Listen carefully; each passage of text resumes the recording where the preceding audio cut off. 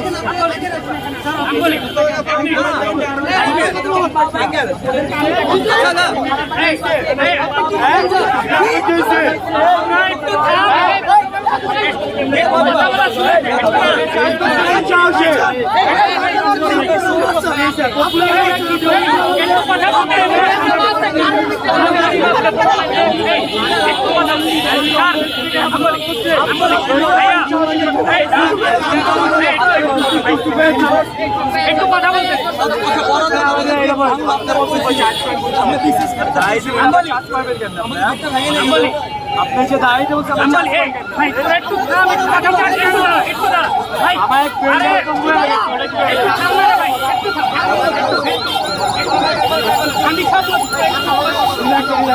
আমি একটা কথা বলি আপনাদের উত্তরে যে এখানকার দায়িত্ব আছে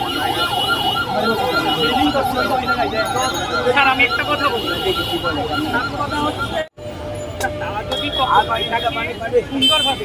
প্রোটেস্ট করতো তাহলে কি এরকম ঘটনা ঘটতো ভেঙেছে আমাদের একটা টিম আসছে আমি একটু রিকোয়েস্ট করেছিলাম আমার কথা শেষ করার পরে প্লিজ তারপরে আপনি কথা বলেন আমি শুনি ঠিক আছে এরপরে যখন আমরা করছি আমাদের কলেজ ভাঙছে ভাই আমার কলেজ আমার আবেগ প্রত্যেকটি স্টুডেন্টের আবেগ আপনার যদি পুলিশ বক্স ভাঙে আপনার কষ্ট লাগবে না